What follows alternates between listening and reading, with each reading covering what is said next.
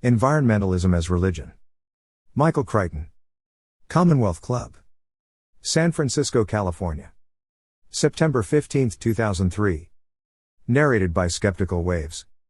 I have been asked to talk about what I consider the most important challenge facing mankind, and I have a fundamental answer. The greatest challenge facing mankind is the challenge of distinguishing reality from fantasy, truth from propaganda.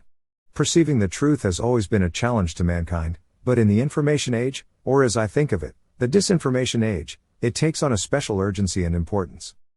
We must daily decide whether the threats we face are real, whether the solutions we are offered will do any good, whether the problems we're told exist are in fact real problems, or non-problems. Every one of us has a sense of the world, and we all know that this sense is in part given to us by what other people and society tell us, in part generated by our emotional state, which we project outward, and in part by our genuine perceptions of reality. In short, our struggle to determine what is true is the struggle to decide which of our perceptions are genuine, and which are false because they are handed down, or sold to us, or generated by our own hopes and fears. As an example of this challenge, I want to talk today about environmentalism. And in order not to be misunderstood, I want it perfectly clear that I believe it is incumbent on us to conduct our lives in a way that takes into account all the consequences of our actions, including the consequences to other people, and the consequences to the environment.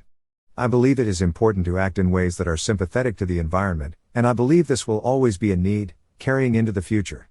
I believe the world has genuine problems and I believe it can and should be improved. But I also think that deciding what constitutes responsible action is immensely difficult, and the consequences of our actions are often difficult to know in advance. I think our past record of environmental action is discouraging, to put it mildly, because even our best intended efforts often go awry. But I think we do not recognize our past failures, and face them squarely. And I think I know why. I studied anthropology in college, and one of the things I learned was that certain human social structures always reappear. They can't be eliminated from society. One of those structures is religion. Today it is said we live in a secular society in which many people, the best people, the most enlightened people, do not believe in any religion. But I think that you cannot eliminate religion from the psyche of mankind. If you suppress it in one form, it merely reemerges in another form. You cannot believe in God, but you still have to believe in something that gives meaning to your life, and shapes your sense of the world. Such a belief is religious. Today, one of the most powerful religions in the Western world is environmentalism.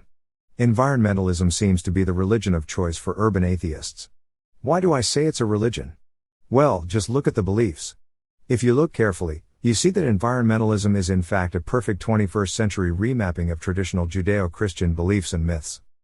There's an initial Eden, a paradise, a state of grace and unity with nature. There's a fall from grace into a state of pollution as a result of eating from the tree of knowledge, and as a result of our actions there is a judgment day coming for us all. We are all energy sinners, doomed to die, unless we seek salvation, which is now called sustainability. Sustainability is salvation in the church of the environment. Just as organic food is its communion, that pesticide-free wafer that the right people with the right beliefs imbibe. Eden, the fall of man, the loss of grace, the coming doomsday, these are deeply held mythic structures. They are profoundly conservative beliefs. They may even be hardwired in the brain, for all I know. I certainly don't want to talk anybody out of them, as I don't want to talk anybody out of a belief that Jesus Christ is the Son of God who rose from the dead. But the reason I don't want to talk anybody out of these beliefs is that I know that I can't talk anybody out of them. These are not facts that can be argued. These are issues of faith. And so it is, sadly, with environmentalism. Increasingly it seems facts aren't necessary, because the tenets of environmentalism are all about belief. It's about whether you are going to be a sinner, or saved. Whether you are going to be one of the people on the side of salvation, or on the side of doom. Whether you are going to be one of us, or one of them. Am I exaggerating to make a point? I am afraid not.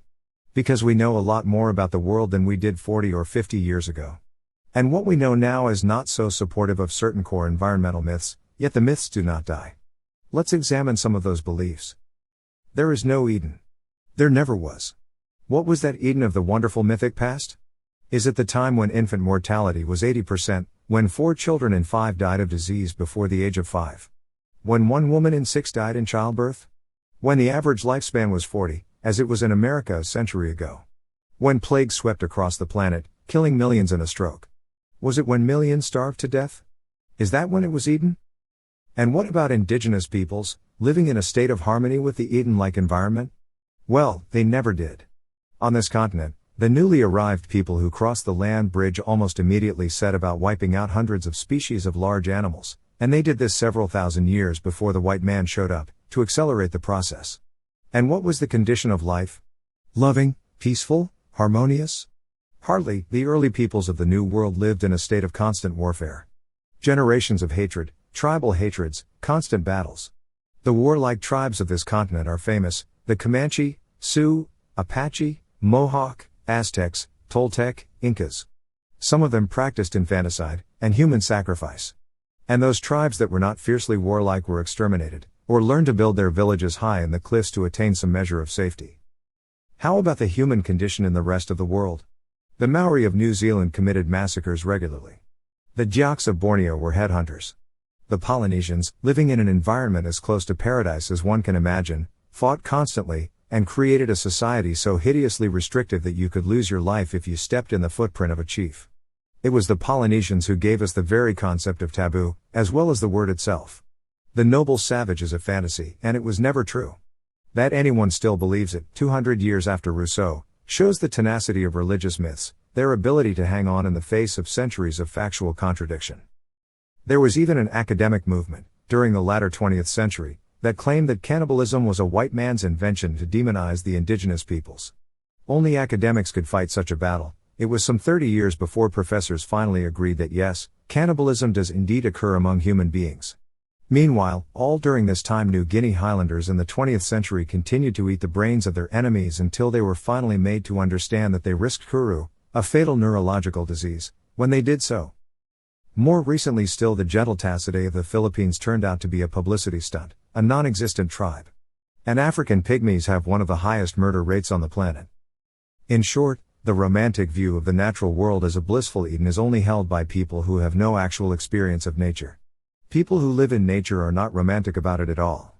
They may hold spiritual beliefs about the world around them, they may have a sense of the unity of nature or the aliveness of all things, but they still kill the animals and uproot the plants in order to eat, to live. If they don't, they will die. And if you, even now, put yourself in nature even for a matter of days, you will quickly be disabused of all your romantic fantasies. Take a trek through the jungles of Borneo, and in short order you will have festering sores on your skin, you'll have bugs all over your body, biting in your hair, crawling up your nose and into your ears, you'll have infections and sickness, and if you're not with somebody who knows what they're doing, you'll quickly starve to death. But chances are that even in the jungles of Borneo you won't experience nature so directly, because you will have covered your entire body with DEET and you will be doing everything you can to keep those bugs off you. The truth is, almost nobody wants to experience real nature. What people want is to spend a week or two in a cabin in the woods, with screens on the windows. They want a simplified life for a while, without all their stuff. Or a nice river rafting trip for a few days, with somebody else doing the cooking.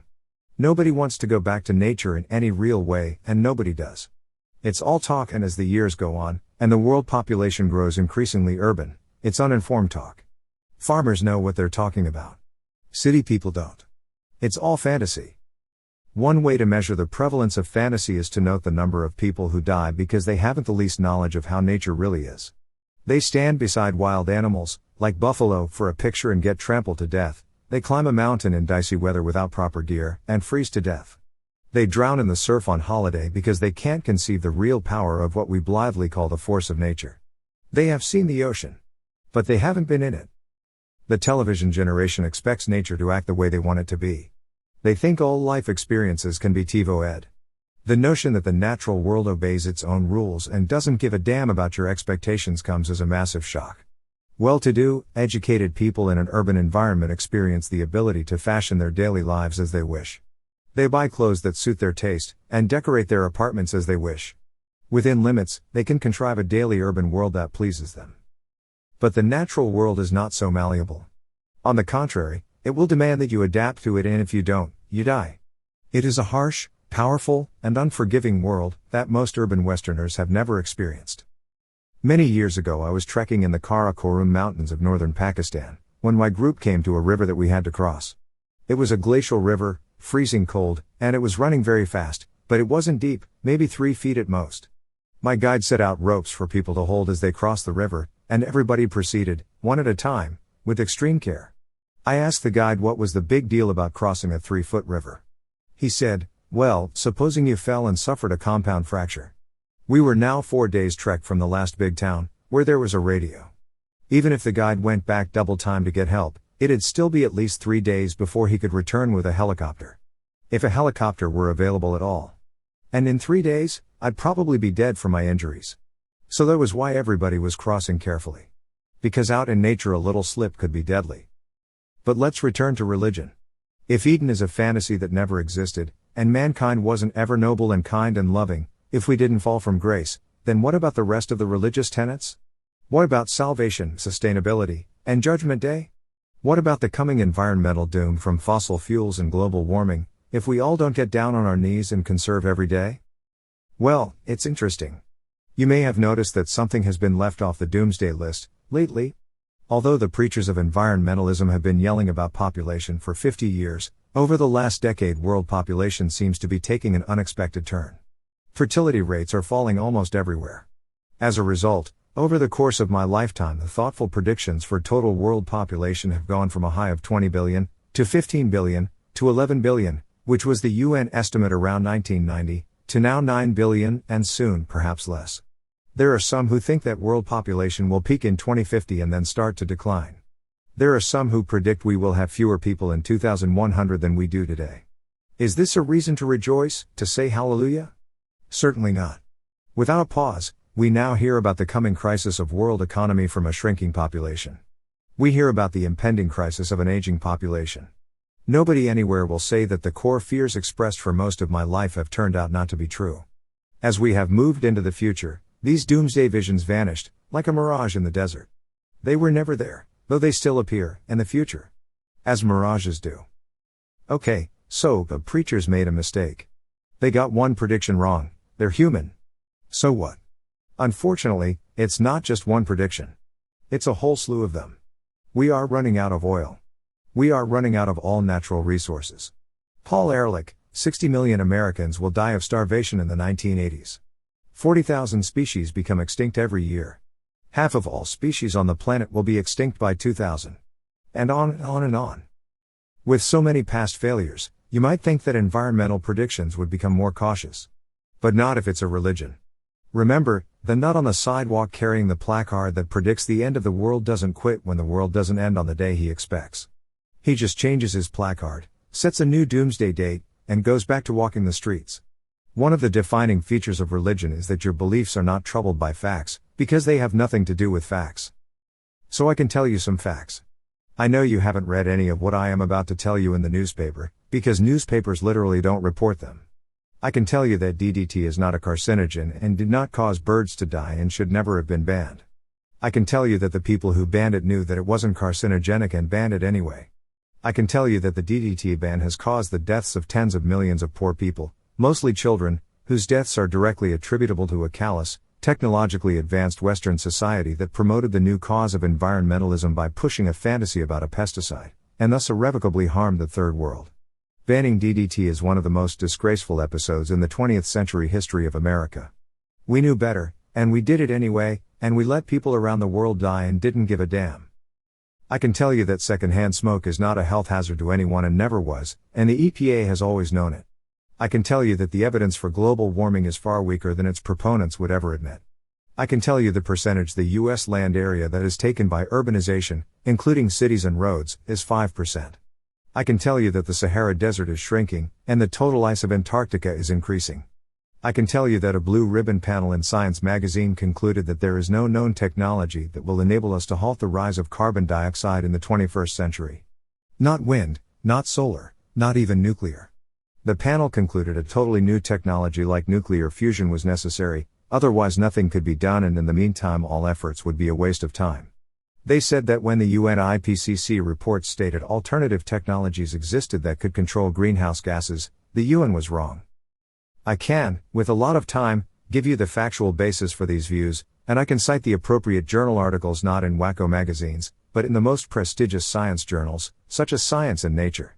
But such references probably won't impact more than a handful of you, because the beliefs of a religion are not dependent on facts, but rather are matters of faith. Unshakable belief.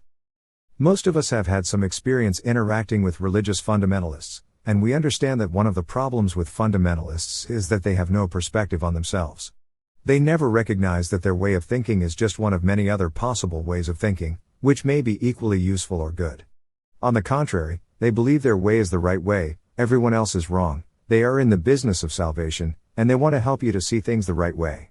They want to help you be saved. They are totally rigid and totally uninterested in opposing points of view. In our modern complex world, fundamentalism is dangerous because of its rigidity and its imperviousness to other ideas. I want to argue that it is now time for us to make a major shift in our thinking about the environment, similar to the shift that occurred around the first Earth Day in 1970, when this awareness was first heightened. But this time around, we need to get environmentalism out of the sphere of religion. We need to stop the mythic fantasies, and we need to stop the doomsday predictions. We need to start doing hard science instead. There are two reasons why I think we all need to get rid of the religion of environmentalism. First, we need an environmental movement, and such a movement is not very effective if it is conducted as a religion. We know from history that religions tend to kill people, and environmentalism has already killed somewhere between 10 to 30 million people since the 1970s. It's not a good record. Environmentalism needs to be absolutely based in objective and verifiable science, it needs to be rational, and it needs to be flexible. And it needs to be apolitical.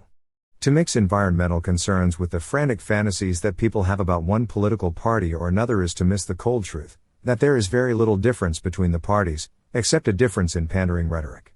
The effort to promote effective legislation for the environment is not helped by thinking that the Democrats will save us and the Republicans won't. Political history is more complicated than that. Never forget which president started the EPA, Richard Nixon. And never forget which president sold federal oil leases, allowing oil drilling in Santa Barbara, Lyndon Johnson. So get politics out of your thinking about the environment. The second reason to abandon environmental religion is more pressing. Religions think they know it all, but the unhappy truth of the environment is that we are dealing with incredibly complex, evolving systems, and we usually are not certain how best to proceed. Those who are certain are demonstrating their personality type, or their belief system, not the state of their knowledge. Our record in the past, for example managing national parks, is humiliating. Our 50-year effort at forest fire suppression is a well-intentioned disaster from which our forests will never recover. We need to be humble, deeply humble, in the face of what we are trying to accomplish. We need to be trying various methods of accomplishing things. We need to be open-minded about assessing results of our efforts, and we need to be flexible about balancing needs. Religions are good at none of these things. How will we manage to get environmentalism out of the clutches of religion, and back to a scientific discipline? There's a simple answer: we must institute far more stringent requirements for what constitutes knowledge in the environmental realm. I am thoroughly sick of politicized so-called facts that simply aren't true. It isn't that these facts are exaggerations of an underlying truth. Nor is it that certain organizations are spinning their case to present it in the strongest way. Not at all. What more and more groups are doing is putting out as lies, pure and simple. Falsehoods that they know to be false. This trend began with the DDT campaign, and it persists to this day. At this moment, the EPA is hopelessly politicized. In the wake of Carol Browner, it is probably better to shut it down and start over. What we need is a new organization much closer to the FDA. We need an organization that will be ruthless about acquiring verifiable results, that will fund identical research projects to more than one group, and that will make everybody in this field get honest fast. Because in the end, science offers us the only way out of politics. And if we allow science to become politicized, then we are lost. We will enter the internet version of the Dark Ages, an era of shifting fears and wild prejudices, transmitted to people who don't know any better. That's not a good future for the human race. That's our past.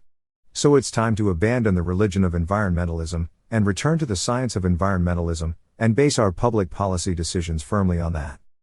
Thank you very much.